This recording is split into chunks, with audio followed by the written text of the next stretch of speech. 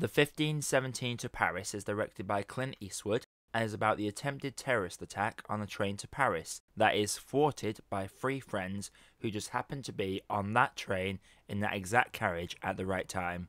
It stars the real friends Anthony, Spencer and Alec, and it's based on the book they've written of the same name.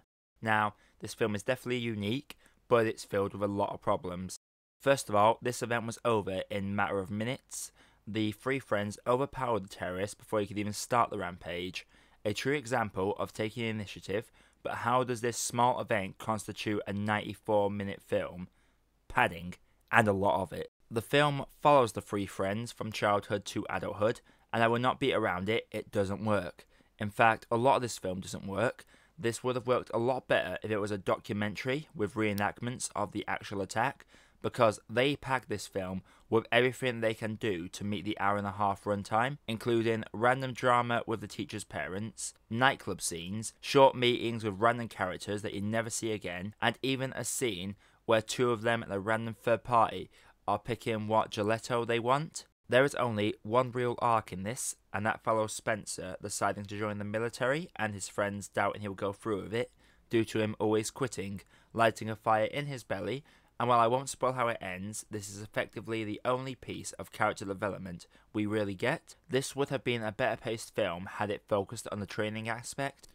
It would have gave us someone to root for instead of these bare bones characters. And I hate saying that, because these are not actors, these are the actual heroes of the event. But that's why it would have worked better as a documentary, because whilst these three have chemistry, they don't feel like they are comfortable being on camera, and a lot of the dialogue delivered is very wooden. They seem to come alive when the actual actors are in the scene, but when it's just them three, it doesn't feel natural, and we hardly get to know these guys either, which doesn't help at all when it comes to caring about these characters. Also, it does not help that the film is all over the place editing-wise. It constantly jumps forwards and backwards in time, and it's as if the film kinda knows it's dragging, because it cuts to the actual attack for about a minute at a time, as if to remind us that this is coming eventually. And you can see why it does this, because this feels like it takes forever to get there, almost feeling like the film is deliberately stalling to meet the runtime.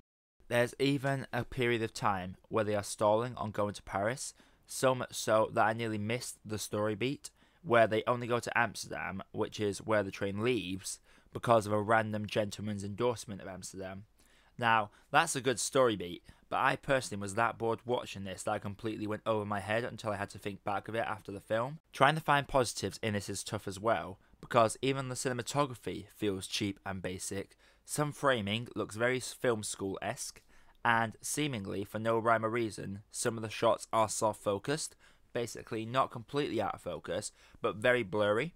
And aside from putting the camera on a tripod, getting your shot in focus should be the first priority when setting up a shot, and this film fails to do that on numerous occasions.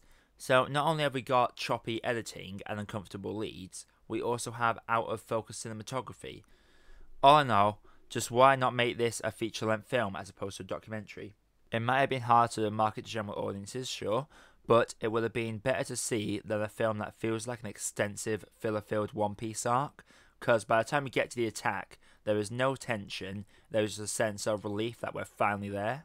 For the MVP, it's going to have to go to Spencer just because he has the only scene that felt like there was an actor on screen, and that's pretty much the only reason I'm giving him that award today. Overall, this film took an interesting story and made several mistakes to get it on the big screen, not the least being having the actual heroes play themselves, as they have never acted before, and it really shows. Top that off with filler, poor editing, and some shocking cinematography, and this is effectively just a tea bag thrown into hot water and left there hoping that's good enough for a cup of tea. So, the 1517 to Paris, what does everyone think? Let me know down in the comments below. Hit that round subscribe button for more reviews coming all the time. This is that Spikehead podcast, signing off.